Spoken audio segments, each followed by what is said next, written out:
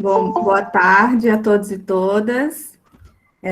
Vamos começar mais um encontro síncrono, né, do nosso segundo curso de extensão EJA em Movimento, hoje com o módulo Paradoxos Educacionais, TICS, EAD e EJA, né, sob a responsabilidade da professora Elga, né, professora Elga, que é mestre e doutoranda em Educação, na área de Educação, Tecnologias e Comunicação, licenciada em Artes Visuais, professora na Secretaria de Educação do Distrito Federal, né, trabalha com turmas de educação de jovens e adultos, e hoje vai estar ministrando, trabalhando, conversando conosco sobre essa temática, paradoxos educacionais, TICS, EAD e EJA, né, que possamos ter aí um excelente momento de trocas e diálogos. Eu já passo diretamente a palavra para a professora Elga.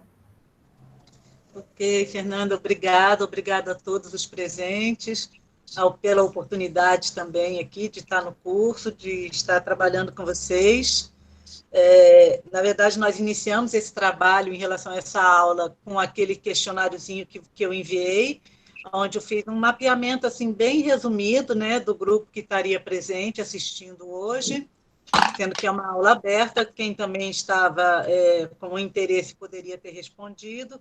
Ali o objetivo daquele questionáriozinho, só com 10 questões, era entender um pouco melhor só uma divisão bem específica de um grupo que está em sala de aula, que está atuando na EJA, um grupo que ainda é estudante, né, ainda está na fase aí da licenciatura, aqui pelos resultados é um grupo de licenciatura, tem algumas pessoas que têm licenciatura e graduação, e uma parte também, um terceiro grupo entre nós que está aí só na área das administrativas, secretarias ou coordenações dentro ou fora da escola, né? Então, assim, a primeira observação que eu vou fazer em relação ao grupo das meninas, tem um rapaz, eu acho só, que é ainda graduando, que está em fase de graduação, de licenciatura, mas que é um grupo que ainda não está em sala de aula ou com outras práticas. Talvez interesse essa apresentação, porque vocês vão poder observar o percurso que, de um modo geral, se cria, né, acaba se construindo, às vezes involuntário, chegando, objetivando ou chegando a um mestrado e seguindo para um doutorado. Como que isso vai se dando? Como que a nossa área de atuação vai se definindo? Como que a gente, quando olha para trás, a gente vê um caminho, né, que direcionou toda uma escolha que se faz em relação a uma profissão, a uma área de pesquisa, aos seus interesses, como isso vai se fortalecendo, vai se definindo. É uma possibilidade, não é definida, né? Algumas pessoas andam de formas bem diversas, mas é uma possibilidade que vocês vão perceber. Eu acho interessante para quem às vezes pergunta, né? Ah, mas como que entra num doutorado? Ah, mas como que entra no mestrado? Como é que você foi definindo suas questões, né? A apresentação foi montada também pensando nisso, e então eu vou iniciar por esse motivo, trazendo, pode passar, por favor, trazendo um pequeno histórico, um breve histórico. Passou? Oi? Aí, pronto, obrigada. Passei, sim. Sim, já apareceu. Passando assim um breve históricozinho de como eu fui percorrendo essas relações, um caminho que sempre estava tendo presente a educação de adultos de uma forma primeiro assim totalmente informal, né? Depois de uma forma já direcionada, buscando uma licenciatura que me possibilitasse atuar nessa área e seguindo depois para a área das tecnologias. As pesquisas que eu vou apresentar aqui, todo o meu percurso, ele também vai ter outros eixos, digamos assim. A minha própria licenciatura, que é a área das artes visuais, né? Vai ter também uma questão relacionada às atuais pesquisas que vai trazer levantamentos sobre sujeitos, não necessariamente só sobre TICs, levantamento sobre praxis, sobre práticas em sala de aula, não necessariamente só sobre as TICs ou EAD. Mas o foco, né, o viés que eu estou construindo aqui agora, vai ser relacionado às TICs, à EAD e à EJA. Então, assim, num determinado período, eu vou estar morando em Goiânia, vou ser comerciante, né, totalmente diferente da área da licenciatura, e vou ter uma loja de festas infantis, onde eu vou ter um grupo de funcionários. Esses funcionários, em sua grande maioria, ao longo de mais de 15 anos de comércio, eles foram adultos. E, ao longo desse período, eu tive vários funcionários que só a partir de algumas situações práticas totalmente sem teoria, só na observação, eu fui percebendo a dificuldade que eles tinham por não serem alfabetizados, alguns, né? E essa dificuldade ela começa a surgir a partir de um momento que ocorre uma determinada situação muito simples em que eu pedi para um funcionário marcar num compensado de madeira 5 quadrados. E ele não sabia o número 5, não sabia contar até 5, e ele ficou em dúvida do que era o quadrado. Né? Se era um quadrado, tinha os moldes, se era um quadrado, retângulo, triângulo, ele ficou meio em dúvida. Então, a partir disso, eu começo a criar uma série de marcações nas paredes, nos quadros, e pensando em como me comunicar com esses funcionários que não eram alfabetizados, que não tinham o domínio nem da escrita para anotar recados ou fazer pedidos, e nem essa parte matemática para determinadas atividades que precisavam ser produzidas, materiais que eram produzidos nessa loja de festa infantil. Então, a partir dessas situações do dia a dia da minha oficina, num determinado momento eu resolvo, então, fazer uma licenciatura, vou fazer licenciatura em artes visuais, porque eu venho dessa formação do desenho, da pintura, da escultura, que me levou para esse comércio de festas infantis, e nessa minha licenciatura, que vai ocorrer em Goiânia, na Faculdade de Artes Visuais da UFG, eu vou estar num período, me formando num período em que as TICs, as tecnologias de informação e comunicação, vão estar já bombando, já entrando de forma, já vão estar bem presentes em sala de aula. Né? Quando eu estou falando desse período, eu estou falando de um período já de computadores, eu não estou mais falando daquelas tecnologias iniciais, digamos assim, em sala de aula, que seria a televisão, ou um gravador, ou um aparelho de som. Eu já estou falando do computador. Né? Então, eu vou me formar com essa visão, com esse entendimento de que as TICs já estão em sala de aula, de que é um instrumento muito positivo, de que favorece tanto o trabalho do educador, do professor, quanto dos alunos, dos educandos. E aí, depois da minha formação em 2009, eu venho para Brasília, que é onde estou atualmente também, mas começo a trabalhar num sistema privado. Eu vou começar a trabalhar com turmas da 5ª série ao 3º ano do ensino médio, e vou começar a trabalhar sempre em escolas nas quais eu encontrei laboratórios de informáticas muito bem montados. Então, assim, o fato da minha formação ter esse destaque, o meu TCC, na época, foi sobre o mapeamento de uma turma de licenciados na educação à distância de artes visuais da Faculdade de Goiânia. Né? Estava se instaurando esse curso e eu fiz o TCC mapeando o perfil dos interessados. E isso, então, no meu currículo, nas escolas particulares aqui em Brasília, era muito bem visto, porque entendia-se, então, que eu já tinha esse domínio das tecnologias em relação à educação, e eu logo entro em algumas escolas, vou entrar em escolas variadas, num percurso aí de uns 5 anos, vou passar em diversas escolas, de níveis de classe diferente, assim, escolas de classe alta, escola classe média, escolas classes baixas, escolas com alunos, turmas com poucos alunos, entre 10, 15 alunos, como também algumas escolas com turmas de 90 alunos. né? A gente dava aula com um microfone e tudo uma garotada muito, muito agitada e tal, mas eu vou, então, trabalhar com as tecnologias, vou tentar iniciar uma formação de grupos e de atividades através já das tecnologias, sendo que, basicamente, esse período vai se dar com o uso do Gmail. Não tinham tantos programas, não era tão diversificado. Então, eu criava um Gmail para a turma inteira, todo mundo tinha acesso, e a gente ficava trocando material ali, atividades, informações e etc.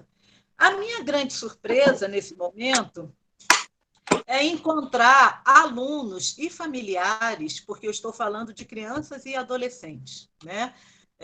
Porque eu estou no sistema regular, ensino privado regular, da quinta ao terceiro ano do ensino médio. Eu vou encontrar tanto alunos, né, entre crianças e adolescentes, quanto familiares que tinham uma rejeição, que tinham uma discordância muito grande, que chegavam a fazer queixas em relação próximos, né, à coordenação pelo uso das tecnologias. Existia um grupo que me surpreende, eu não esperava essa reação, e eu vou encontrar em todas as escolas que eu vou passando esse tipo de situação. Eu achava que as tecnologias iam ser muito bem aceitas, e é aquele momento em que a gente vê a diferença, assim, é aquele momento exato em que você sai de uma faculdade, sai da sua formação cheia de ideias, de ideologias, mas quando você põe o pé na sala de aula, você encontra outra realidade e você toma esses choques, né?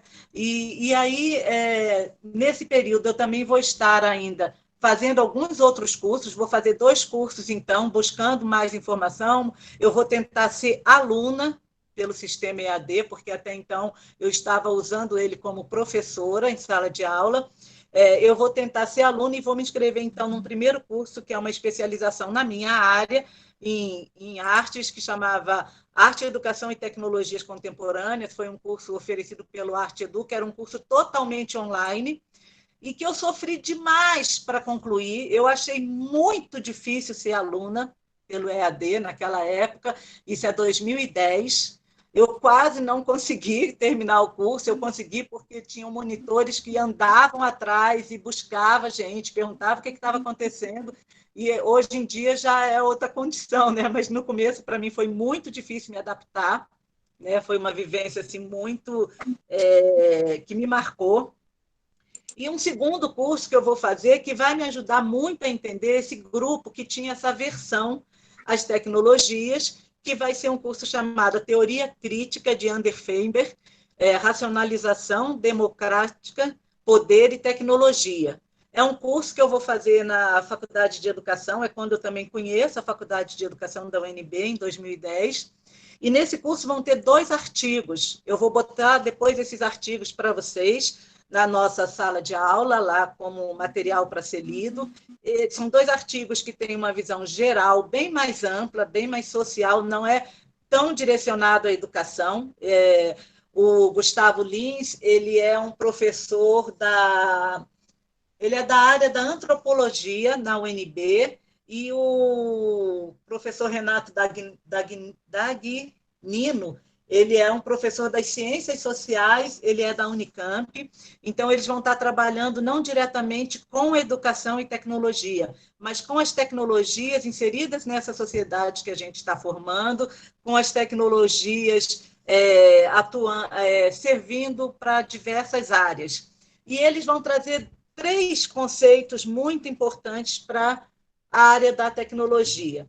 O primeiro é o da tecnotopia, que é um conceito relacionado às pessoas, onde o professor Gustavo Lins vai mapear um grupo de pessoas que são fanáticas, adoram as tecnologias. É aquela pessoa que tem 2, 3 celulares, ela sempre quer trocar de aparelho, que é o mais novo, ela quer a mais nova televisão, ela quer a mais nova máquina de lavar, tudo é o melhor, e ela confia e acredita nas tecnologias como um instrumento sempre positivo, que sempre propicia, né, uma evolução no sentido de melhoria social, individual, cultural e etc. É uma visão muito positiva das tecnologias em qualquer área. Não vai haver questionamento sobre isso. E o grupo oposto, o extremo oposto, aquele grupo que são os tecnofóbicos, que são já pessoas que têm aversão à tecnologia, as pessoas que acham as tecnologias perigosas, acham que as tecnologias não têm como ser dominadas, é meio filme, né? Aquela noção de que as tecnologias vai se sobrepor ao homem, aquela está muito ligado aos prejuízos que determinadas tecnologias causam à natureza, quando a gente pensa em questão de poluição de fábricas e etc., né? E esse texto vai chamar Tecnotopia versus Tecnofobia, o mal-estar do século XXI, que vai ser exatamente essa contradição de para onde esse caminho está nos levando e como as pessoas estão se relacionando com isso. O texto do Renato Dagnino, ele chama tecnologia social base conceitual. Ele vai criar um conceito muito amplo sobre tecnologia. Pode passar, por favor. É um conceito aonde a gente aqui agora pensando para quem está como aluno, para quem está na área da educação aí, coordenações, secretarias, para quem está dentro e fora da escola, você pode se ver e pode se colocar ou perceber o grupo, ou suas ações, ou a sua relação com as tecnologias dentro desse conceito. É um conceito muito amplo. Então, ele vai dizer que a tecnologia é o resultado da ação de um ator social. Esse conceito a gente tem que levar ele agora, ao longo aqui da apresentação, a gente vai sempre estar se referindo a ele, tá? Tecnologia é o resultado da ação de um ator social, que pode ser qualquer um, tanto individual quanto em nível de instituição, sobre um produto de trabalho que ele controla, né? E aí ele pode controlar de forma administrativa ou de forma manual, e que, em função das características do contexto socioeconômico, do acordo social, que são os interesses, né? E do ambiente produtivo, o local onde ele está, é capaz de provocar uma alteração desse processo no sentido de reduzir o tempo necessário à fabricação de um dado produto. E aí a gente vê claramente a nossa atualidade. Esse é um conceito que vai estar no artigo que é de 1999, e ele vai estar claramente ligado à nossa realidade agora, dessa facilidade de produzir uma aula, facilidade de produzir um vídeo, facilidade de montar um slide, né? Reduzindo esse tempo para o nosso produto, que seria a aula em si, né? Ou uma apresentação como essa. E de fazer com que a produção resultante seja dividida de acordo com o seu interesse. Então, eu tanto posso agora usar esse material aqui com vocês, como eu posso usar ele em outra apresentação que eu fizer, como eu posso depois alterar. Então, eu tenho esse domínio sobre esse produto que eu criei. Esse conceito de tecnologia é, como eu falei, um conceito muito amplo, mas que a gente vai conseguir perceber ele ao longo aqui da apresentação em diversas situações. A partir disso, que é 2010, eu vou entrar, então, na Secretaria de Educação, e aí eu mudo totalmente o meu contexto, que é esse contexto de escola privada, para um contexto de escola pública, o sistema público de ensino, onde eu vou estar, então, agora sim, com a modalidade EJA. Só que não a modalidade EJA, eu estou falando de uma cidade de Taguatinga, uma cidade que tem aproximadamente 16 mil habitantes, é uma cidade que vai surgir juntamente com Brasília, uma cidade que tem um histórico de pessoas que vieram para construir, ajudar a construir a capital e ali ficaram. Então, ela tem também 60, próximo dos 60 anos, 50 e alguma coisa. E vai ser, então, uma realidade de EJA muito diferente, porque é uma realidade de EJA capital. Eu vou encontrar, entre outras questões, pode passar, por favor, uma sala de aula muito bem montada, tecnologicamente muito bem montada. Não sei se vocês conseguem enxergar aí muito bem, mas lá no fundo, essa é a minha sala de aula desse período que eu estou me referindo, é 2014, lá chamava Centro Educacional 2, fica no centro de Taguatinga. Se vocês olharem lá no fundo, vocês vão ver um ar-condicionado, vocês percebem que existia uma boa iluminação, no teto ali eu tenho um retroprojetor, né? Essa foto foi batida por mim, então eu estou aqui atrás, eu estou perto da porta, e teria atrás de mim também a tela para o retroprojetor, é um quadro branco, né, com os pincéis e etc. e tal. Era uma sala muito bem montada. Eu tinha tranquilidade em relação a trabalhar com as tecnologias. Esse era um material permanente em sala de aula, né? E na segunda foto, pode passar, por favor. Nessa aí, vocês estão vendo um laboratório de informática dessa escola. Era um laboratório que tinha, acho que de 30 a 35 máquinas para os alunos, nessa sala que vocês estão vendo. Além das máquinas para os alunos, tinha máquinas só para os professores, separadas, um computador para o professor, com uma impressora, com um projetor, a tela para projeção, ar-condicionado. Era um laboratório muito bem montado também. Então, vocês vejam, eu estou falando de um espaço onde eu tinha todas as tecnologias necessárias. Eu venho de uma formação onde eu tive, digamos que uma boa base, né, assim, em função de uso das tecnologias para a educação. E eu vou encontrar também nessa escola, pode passar, por favor, o conceito, a vivência, que para mim vai ser um choque, aí, ó, a juvenilização da EJA. Né? Então, essa foto é uma foto de uma saída de campo que eu fiz com uma turma. É uma turma de uma média, não está toda a turma aí, mas era uma turma que devia ter uma média de 30 alunos, todos jovens, jovens que eu estou falando entre a idade de 17 a 15, de 15 a 22 anos, né? Foi uma saída de campo, nós fomos no CCBB aqui de Brasília, que é um espaço muito bacana, e fomos ver uma exposição e etc. e tal. Então, eu estou juntando nisso tudo uma professora formada com um conceito de uso das tecnologias, com a ideia de adoção das tecnologias, né, que já fez mais 2 cursos que eu estou apresentando ali para vocês, relacionados à adoção das tecnologias na educação, ou na minha disciplina como artes visuais, como professora licenciada em artes, ou o uso em geral, um conceito geral de tecnologia, num espaço muito bem montado, né, onde eu tinha à minha disposição a tecnologia também que eu precisasse para passar um vídeo, para passar slides, para etc. Uma sala confortável, bem iluminada, uma escola com ótimo laboratório, ou seja, tudo a favor, a não ser o fato do sujeito, do ator, né? Igual está lá no conceito da tecnologia, de um ator que questiona, que critica, que rejeita as tecnologias. Esse grupo não é maioria, mas é um grupo presente de uma forma significativa em sala de aula, inclusive entre esses jovens. Né? E essa conduta toda essa contradição, então, que vai surgir, de tudo a favor, desse espaço a favor, quer dizer, a princípio parecendo ser o mais difícil, porque aí a gente está falando de questões políticas, de financiamento, de verba.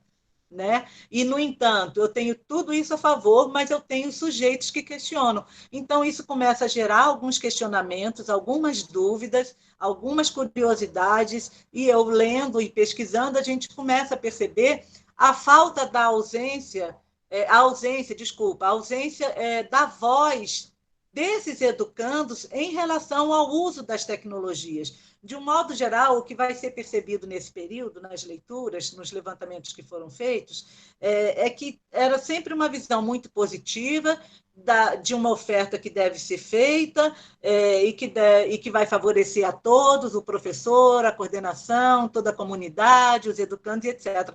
Mas eu tive uma certa dificuldade de encontrar a visão dos educandos sobre isso, e isso, então, vai se tornar a minha questão de pesquisa no mestrado.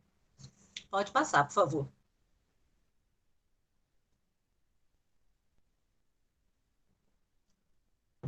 Bom, aí em 2015, 2016, estando nessa escola, eu vou iniciar o mestrado na Faculdade de Educação com uma dissertação que, depois de concluída, vai estar com o título Jovens na Modalidade EJA na Escola Pública, Autodefinição de Jovens, que não vai ser o viés aqui, eu não vou tocar nessa questão aqui na nossa apresentação, e sim a função das TEDCs, dadas por esses jovens. Quais as funções que esses jovens davam às TEDCs? Esses termos TEDCs, vai ser adotado ao longo aí do texto da dissertação, e eu conheci, a primeira vez que eu vi esse texto foi num artigo de um professor chamado Gilberto Lacerda, que também é da UNB, porque ele vai estar, então, trabalhando, pesquisando também tecnologias na educação, mas ele vai incluir esse desenho de digitais. Ele vai fechar o conceito de tecnologias nas tecnologias digitais. Então, ele não vai estar falando de gravadores, de televisão. A gente ainda não tinha essa tela de computador, igual essa tela de computador, essa tela plana. Não vai estar falando de televisão, não vai estar falando de rádio, de sinalzinho de fumaça, nada disso. Ele vai estar falando das tecnologias digitais. E a gente também, então, vai trabalhar com esse termo para também centrar nessa mesma ideia. Né? A questão da pesquisa vai ser, então, a autodefinição dos jovens e adultos, que eu não vou focar, e as funções atribuídas por eles às tecnologias. O objetivo, entre os objetivos, identificar como ocorre a proposta dada pela escola para a utilização das tecnologias e quais as funções e como se constrói o discurso desses educandos a partir das tecnologias. Né? Os principais teóricos, que aqui também eu vou focar em relação à escola e às tecnologias, foi Bourdieu, em relação à função social da escola e à manutenção das desigualdades sociais, o Marcos Mello, que vai estar falando do conceito de juvenilização, porque o grupo que eu vou trabalhar vai ser os jovens, né? E o Caskell para entrevistas e o conceito de tecnologia já posto pelo Dagnino. É claro que eu estou numa escola de EJA e também vão existir outros teóricos que agora, nesse momento, eu não vou trazer. Claro, Freire, vai ter também o Haddad, vai ter a de Piero, vão estar falando aí, fazendo um histórico da EJA, mas no momento, nessa nossa apresentação aqui em relação às tecnologias, eu não vou focar neles. O grupo vai ser um grupo de 9 alunos, desculpa, um grupo montado por 9 alunos, 9 educandos entre 17 anos, o critério era ser jovem, ficaram entre 17 e 24 anos, matriculados e com frequência. A questão frequência é pela lógica que quem está na EJA sabe, do alto índice, né, de faltas e abandono que ao longo do período a gente vai tendo. Pode passar, por favor. Então, uma das questões que vai ser focada... passou? Uma das questões que vai ser focada vai ser em relação ao laboratório de informática. Né? Vai ser feito perguntas durante as entrevistas, e as entrevistas vão se dar inicialmente em grupo. De acordo com o que o grupo vai trazendo, a gente leva essas entrevistas para o individual, né, para tirar dúvidas, para entender melhor algumas questões que foram colocadas em grupo, volta para o grupo, se discute de novo, vai para o individual, e esse movimento acontece algumas vezes, até que as questões vão se esclarecendo. Entre essas questões, a questão do uso do laboratório de informática, do uso da informática. Ali ficou laboratório de informática, mas da adoção da informática, em primeiro lugar, pelos professores. Então, esses alunos vão falar que os professores... alguém que não...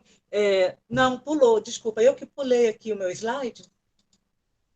Desculpa, é isso mesmo, desculpa, eu que pulei o meu slide aqui que eu estou passando no computador. Então, em relação aos professores e o uso das tecnologias, né? Os alunos vão falar, então, que os professores, vai ser perguntado para eles, vocês fazem pesquisa online? Os professores incentivam a pesquisa online? Né? Em relação à utilização do laboratório, como é que ela se dá? Os professores levam, os professores vão juntos, os professores marcam hora, como é que isso está acontecendo? E em relação às práticas de sala de aula, como é que esses professores estão trabalhando com as tecnologias?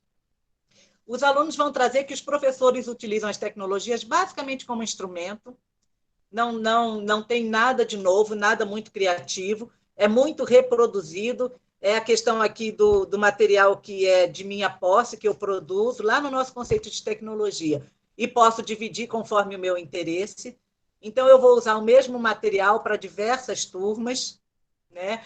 É um material que é basicamente utilizado para exposição de conteúdos. Em determinados momentos, alguns alunos vão chamar os professores de preguiçosos, porque são professores que vão passando slide, lendo slide, e só isso, né? Em relação ao número de pesquisa, do hábito da leitura pela internet, algumas questões assim, eles vão estar cursando uma média de 5 a 8 disciplinas, esse grupo que é entrevistado, que é o nosso grupo, o nosso sujeito de pesquisa, e nesse grupo eles vão declarar, então, que apesar de umas 5 a 8 disciplinas, eles fazem por semestre uma média apenas de 3 pesquisas online, sendo essas pesquisas, no geral, pesquisas já em fase de recuperação, quando eles já estão na fase de recuperação final, e aí o professor pede uma pesquisa que eles fazem, imprimem e entregam, né?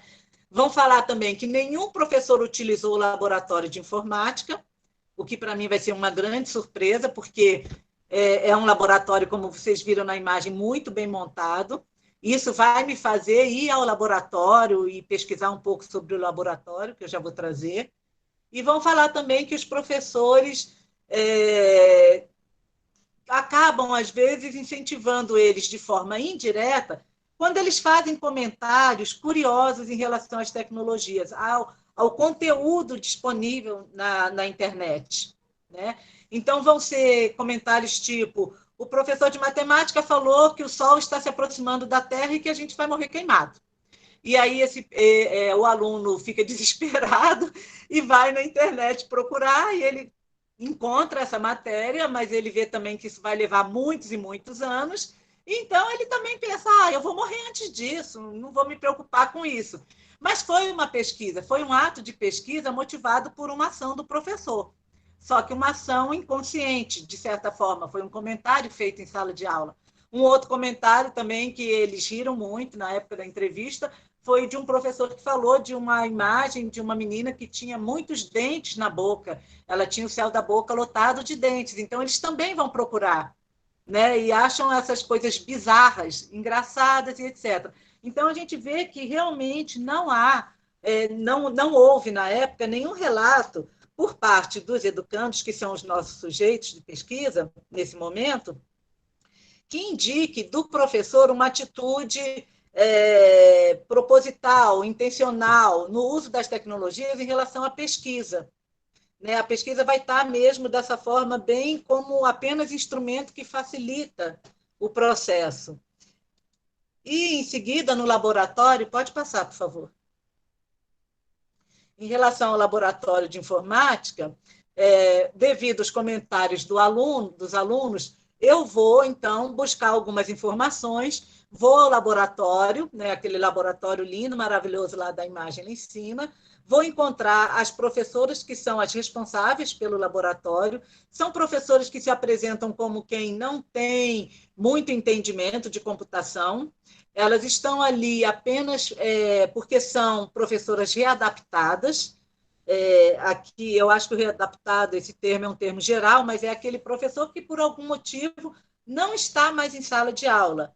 Ele foi afastado da sala de aula, então ele está ou na biblioteca, ou na sala de leitura, ou na sala, no laboratório de informática, e essas professoras que eram as responsáveis na época do laboratório, elas têm uma função básica que é fazer o registro dos alunos que estão ali, meio que tentar controlar quem chega, quem sai, que horário teve, né? E apresentar o uso das máquinas. Você só pode usar para isso ou para aquilo, por tanto tempo, de determinada forma, individualmente ou em grupo, e etc. O laboratório, em relação aos docentes, aos professores, ele está disponível, o professor podia simplesmente botar um bilhetinho na parede, indicando que queria usar o laboratório em determinado horário ou em determinado dia, Se ele chegasse, tivesse outros alunos, ele podia pedir para os alunos se retirarem, se não fosse da turma dele, ou ele podia, inclusive, deixar os alunos lá e também se retirar. Poderia ser também uma opção, entendendo-se que tinham essas outras professoras responsáveis pelo espaço. E o laboratório, em relação aos educandos, bastava o educando levar o seu horário, que era sempre um horário, eu acho que isso é um costume também bem geral, colado no caderno. Nesse horário ele tinha que estar livre, ele não podia estar em sala de aula, ou poderia estar em sala de aula, mas se caso no horário indicasse aula, o professor teria que não estar, né? Haveria uma situação que aquela aula teria sido anulada. Então, ele também poderia ir para o laboratório. Então, o laboratório também acaba sendo um espaço livre. Desde que ele estivesse com a porta aberta, você podia entrar, navegar, sem justificar, sem ter exatamente um planejamento, sem ter uma proposta educativa, sem ser uma atividade ou em grupo ou individual definida por um professor ou por professores em conjunto. Pode passar, por favor. E aí, diante disso, nesse contexto todo, ao longo da pesquisa, eu vou me surpreendendo, né, porque no primeiro momento, igual eu mostrei, eu chego num espaço muito bem organizado tecnologicamente, era uma escola que, quando visitava, quando apareciam pessoas de fora, né, chegava por algum motivo, algum visitante na escola, sempre tinha uma impressão muito positiva da escola, e quando ia no laboratório de informática, então, ficava encantado, né, e ao mesmo tempo, conforme o tempo vai passando, eu vou tendo essa outra visão dessa falta de funcionalidade das TICs no que se refere aos processos educativos, ou seja, uma coisa além do uso como objeto que facilitava ali a produção da aula. E, num determinado tempo da pesquisa, esses estudantes vão falar que a gente vai viver aquele momento que é aquele insight. Quem vai falar desse insight, aquele momento que a gente falava, a ficha caiu, né? Vai ser o Creswell, num dos livros dele, e ele vai acontecer no momento em que os alunos vão falando dos professores, vão falando do laboratório, e aí eu viro e falo assim, mas pelo que vocês estão me colocando aqui, do jeito que vocês falam em relação ao professor, em relação ao laboratório, em relação ao fato da escola oferecer o sinal de Wi-Fi livre, aberto, pelo fato de que vocês têm a sua internet, vocês têm o seu celular, então vocês, do jeito que vocês estão colocando, parece que isso aqui não precisava, que se não tivesse, não faria diferença. Né? Esse investimento todo que a escola está tendo, não está tendo sentido nenhum para vocês descartariam isso. E eles vão falar, para mim não faz diferença, para mim não faz nenhuma diferença, não precisa ter. É claro que isso é uma afirmativa quando a gente pensa num grupo de jovens, né? A gente está no ano de 2015 e 2016, quer dizer, é uma juventude, a famosa, aí a gente já vai ter aquele mapeamento da geração X, W, Y e Z, não sei o quê, que nós vamos estar já numa geração que é a geração tecnológica, aquele grupo que está sempre conectado, né? Aquele grupo que tem adoração pelas tecnologias. Você vê nesse momento, entre esses jovens, alguns que são contra as tecnologias, como lá no artigo dos tecnofóbicos. Alguns que têm, como no conceito de tecnologia, é um ator que utiliza as tecnologias de acordo com os seus interesses. Né? E nesses interesses a gente está falando de um grupo que cai na EJA por questão de atraso, idade séria atraso, eles vão sendo repetindo, né, por 2 anos, repete 2 anos seguidos, perde a idade séria correspondente, cai na EJA. Né? Então, é um grupo que você fala assim, mas esse pessoal deveria adorar as tecnologias. A escola tem tudo para seduzir esse aluno. Né? Os professores têm todos os equipamentos. Por que isso não acontece? E essa questão fica em aberto, porque aí a gente finaliza a dissertação, apresentando os dados os objetivos que a questão de pesquisa pedia, mas essa observação fica na minha cabeça. Né? Eu fico nessa dúvida, assim, como é que isso pode acontecer? Como é que esses meninos me falam isso? E aí eu gostaria de perguntar, porque a gente tem aí um grupinho, tanto de educandos como de professores em sala de aula, a gente tem um grupinho aí presente em sala de aula, de acordo com o levantamento do questionário que eu fiz antes. Eu gostaria de saber se alguém, diante disso aqui que eu coloquei, viveu alguma experiência parecida, percebe em seus alunos ou em seu grupo de relacionamento sujeitos que poderiam se encaixar no conceito de tecnofobia ou de tecnotopia, pessoas que, apesar de toda essa possibilidade de acesso, não se relacionam com as tecnologias, não utilizam elas de forma, digamos que produtiva, de uma forma educacional, dentro desse conceito que a gente tem de educação formal. Quem colocaria alguma questão aí? Deixando em aberto aí agora, jogando a bola para vocês. Professora Elga, está me ouvindo? Oi, professor. Sim, bem. Então tá bom. No início de 2020, quando a pandemia surgiu, nós realmente nos deparamos com essa situação de o que fazer agora. E aí na nossa escola, que é uma escola de Parnamirim, que é a escola Erivan França, nós nos organizamos internamente e realmente, assim, passamos um questionário, professores ou não conheciam muitas tecnologias voltadas para a educação, como os formulários da Google, por exemplo, ou conheciam, mas nunca tinham usado, ou não tinham nenhum tipo de familiaridade.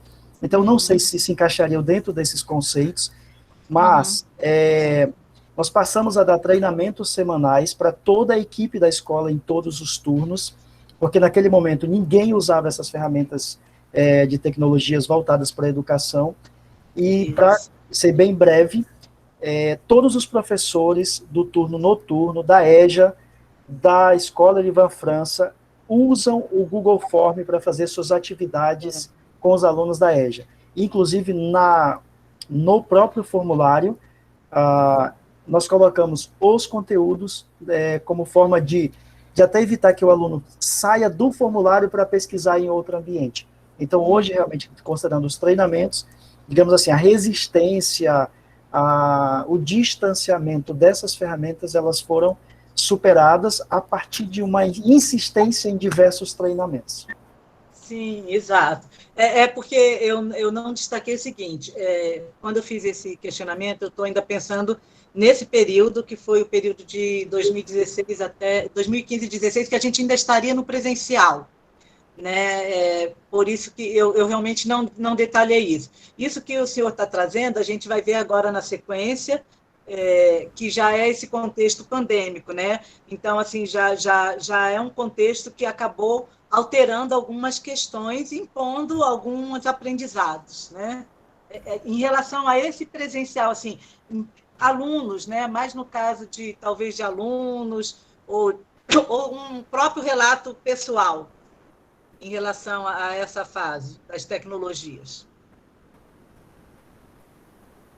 Alguém que tem essa aversão em tecnologias? Boa aqui noite, professora. Uhum. Boa noite. Boa noite. Meu nome é Geilza, eu trabalho com a educação de jovens e adultos na rede municipal de Natal, e eu sou uma dessas professoras que resistia à tecnologia. Eu acho que a sua resposta está aí, né? A gente tem tantos afazeres, tantas turmas, tantos horários, né? Tão pouca, vamos dizer assim, é tanta luta para a gente se manter atualizado e passar o melhor para o aluno, que às vezes a gente se prende na nossa formação, que não foi uma formação com tecnologia, né? A gente fica reclamando que a escola não é atrativa, mas a gente também fica resistindo a buscar o que é atraente para o aluno, né? E estava a tecnologia antes da pandemia estava fora da escola, vamos dizer assim. Hoje a gente está tendo que trazer na marra, porque senão a educação não vai. Eu acho que com a pandemia a educação vai obrigatoriamente ter que evoluir os 10 anos de tecnologia em 2. Então, eu acho que a questão está aí, né? O nosso apego à maneira de ensinar mais tradicional, aquela visão também de que, no meu caso, de que a escola pública puxa esses recursos, né? A gente chega numa sala de informática, falta um fio, não tem internet, só tem os computadores, e assim vai. Eu acho que é por aí. Daria uma outra pesquisa, né? Só com a visão dos professores pré-pandemia diante das tecnologias, porque agora a gente não pode ser mais resistente, nem que queira. Se você quiser ser resistente, vai ficar fora da evolução educacional, né? Eu acho que é por aí. Você colocou duas questões exatamente completando aí, né? Você completou, de certa forma, o posicionamento do professor Francisco e trouxe duas questões. Pode passar o slide, por favor. Que é um dos paradoxos, você vai falar de ser da escola, de uma escola sedutora e de uma escola desse levantamento. É interessante pensar nisso, porque o que os estudos vão indicando é o seguinte: vai ter um livro chamado Tecnologias para Transformar a Educação. Esse livro é da Joana Santos e do Fernando Hernandes, eles são professores em Barcelona. A Joana Sanches, ela é da área da psicologia e o Fernando Hernandes da área das artes plásticas. Eles vão pesquisar educação e tecnologias e eles vão lançar esse livro. Eu vou botar esse livro também lá, o link para vocês, na nossa sala de aula depois. É um livro que tem 7 capítulos que vai fazer um apanhado, como você falou, do que era antes. Só que eles estão lançando esse livro em 2006 e eles vão estar fazendo esse apanhado de 20 anos antes. Então, eles vão estar estudando a década de 80 e a década de 90. E nesses estudos, eles vão chegar à conclusão, aí vão fazer vários levantamentos. O uso da tecnologia em relação ao que mudou a escola de um modo geral, a visão que se tem da escola, em relação à escrita, em relação à oralidade.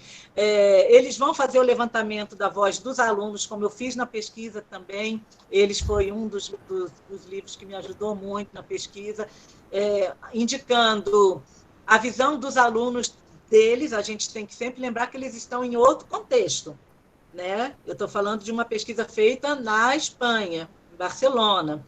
Então, eles vão fazer o levantamento de interesses governamentais, né, na inserção dessas tecnologias em sala de aula, e eles vão fazer o levantamento. Então, os 2 últimos capítulos, que eu acho muito interessante, depois vocês vão poder ler, um capítulo chamado O Final do Século XX, os primeiros programas institucionais, que é a abertura, o início dessa onda tecnológica, e o começo do século XXI, que é a fascinação pela internet.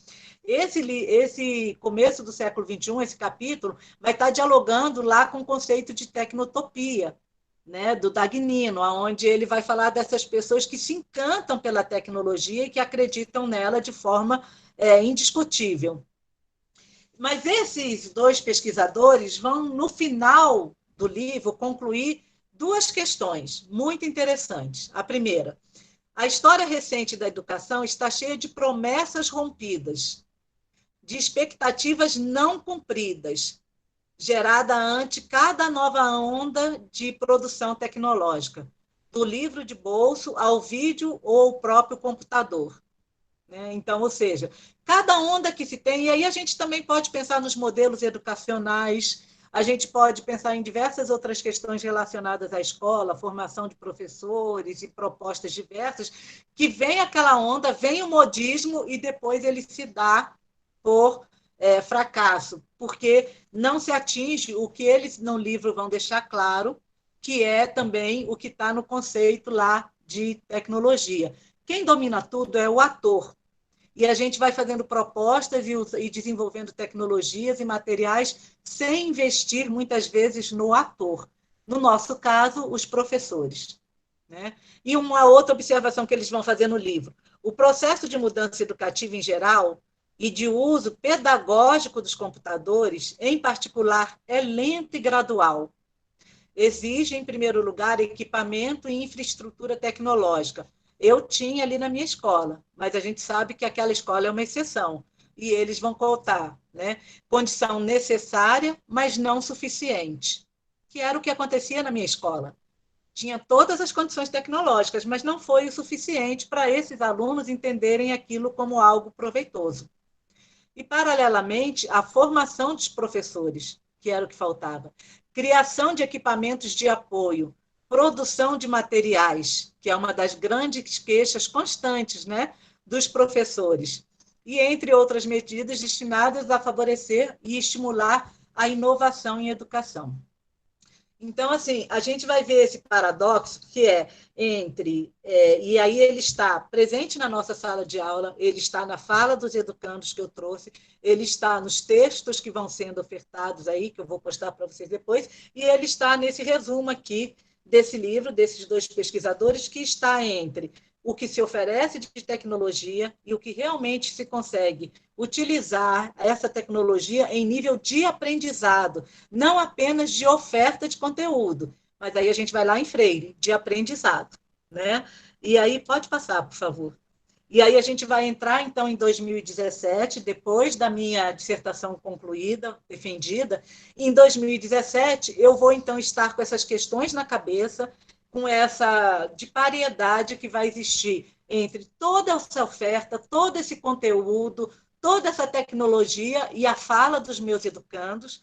Vou estar transitando em alguns congressos, vendo outros trabalhos, outros educadores e pesquisadores falando, e entre isso eu vou ter o conhecimento, vou ter acesso aí a governo Temer, né, às diretrizes, umas diretrizes que vai ser a resolução número 1 de 2 de 2016, que vai dizer o seguinte: vai estar ampliando o credenciamento institucional e a oferta de cursos e programas de ensino médio, de educação profissional, técnica de nível médio e de educação de jovens e adultos nas etapas do ensino médio fundamental, na modalidade de educação à distância. Nesse momento aqui, isso aqui vai ser algo que vai me chamar muita atenção, porque eles vão estar ampliando essa oferta, e aqui, né, nessa proposta, ao longo do texto, quando vocês buscarem, já tem a proposta de até 80%, que depois vai se concretizar no nosso novo ensino médio, para a EJA noturna, né? E ela vai, e eu vou pensar, então, gente, como que aqueles meus alunos que estão me dizendo claramente que estão numa escola que tem toda a tecnologia necessária e estão me dizendo que não faz a menor diferença, como que eles vão estar numa EJA, no ensino médio, que é ofertado 80% pelo sistema EAD? E a gente não estava na pandemia, né? E essa questão, então, pode passar, por favor, ela vai virar a minha nova questão de pesquisa, e eu vou seguir com o professor Carlos Lopes, que foi meu orientador no mestrado, vamos seguir para o doutorado. Pode passar o slide, por favor. E nós vamos seguir, vai ser uma pesquisa, então, qualitativa, agora em nível de doutorado, que ainda está em fase de conclusão. Oi, pode passar o slide, por favor. Eu passei, está demorando. Ah, tá, tudo bem. Então, eu vou seguindo aqui, obrigada. É uma pesquisa que aí sim, agora, eu vou estar ela vai ter também alguns paradoxos. Eu vou sair de um sujeito que era o meu sujeito aluno, educando, aí, passou, para um sujeito que vai ser o professor, porque esse aluno apontou para o professor, esse aluno me falou do professor, esse aluno me botou o professor como foco. Então, eu vou me virar para esse professor, vou buscar quem é esse professor, vai ser feito um levantamento de quem é esse professor, esse atual professor que está ainda antes pandemia, isso é 2017, 2018, né? Quem é esse professor que vai estar atuando, já de acordo com as propostas lançadas no governo Temer, no ensino à distância, na EJA, pela educação à distância, na EJA, na modalidade online, ou na EJA pelo sistema online. O nome aí também vai ser diversos, né? A gente vai ter uma opção de nomes que vão, principalmente na pandemia, expandir, né?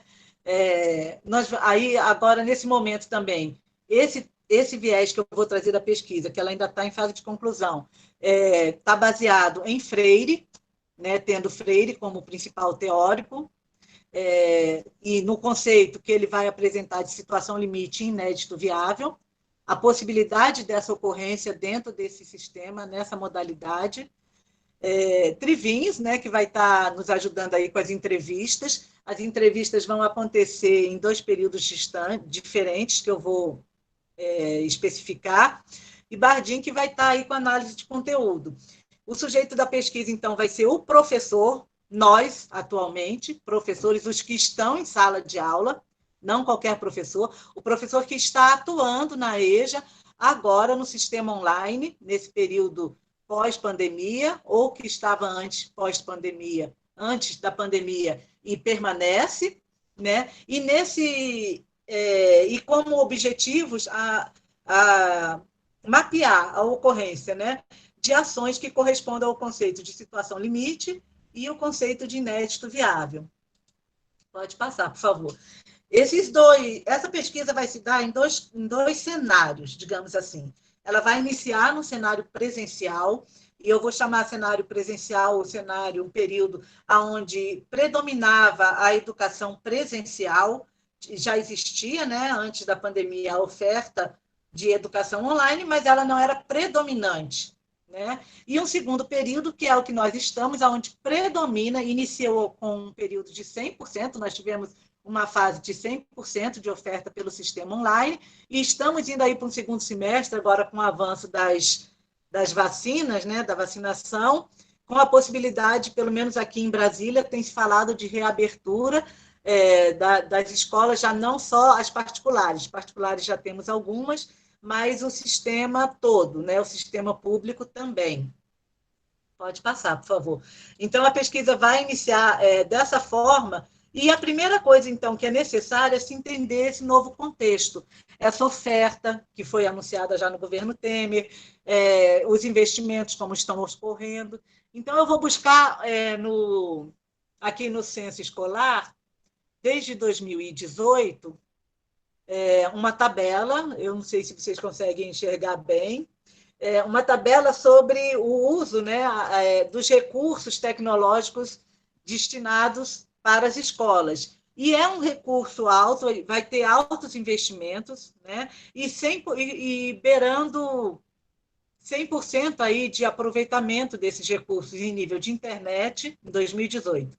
Banda larga, e em 2018, conforme já apontamos, a construção de laboratórios de informática, né? E aí, de novo, a gente vai ver um alto investimento, e a gente volta a lembrar da questão da fala dos alunos. Para que tudo isso? Como é que isso está sendo usado? Em que isso está me ajudando?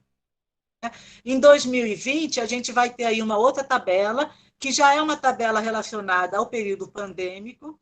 A gente vai ver que o indicativo de laboratório de informática, nesses 3 primeiros indicativos, ele foi trocado por internet para os alunos. Lá no censo não está muito bem claro o que seria internet para os alunos, mas a gente sabe de alguns governos que andou distribuindo. Aqui no DF aconteceu, em Goiás aconteceu, DF não, desculpa, Goiás eu sei que aconteceu, chips para celulares, né? Esquecendo do fato do celular em si, esquecendo do fato da internet em si e outras questões, mas a gente vai ver de novo esse grande investimento permanecendo, e em contrapartida, passa aí, por favor, pode passar, a gente vai ver agora, nesse censo de 2020, né, que é o censo do ano passado, apresentado agora em 2020, uma queda que vem desde 2016, no número de matrículas, no número de alunos presentes em sala de aula, na EJA. E aí, de novo, a gente entra na contradição da oferta, do volume de investimentos, da diversidade das tecnologias em sala de aula, e esses alunos cada vez saindo mais da sala de aula no que diz respeito à EJA. É claro que a gente sabe que isso tem várias outras questões que envolve, mas isso é fato. Quem está na escola ou quem está na área administrativa percebe isso no dia a dia.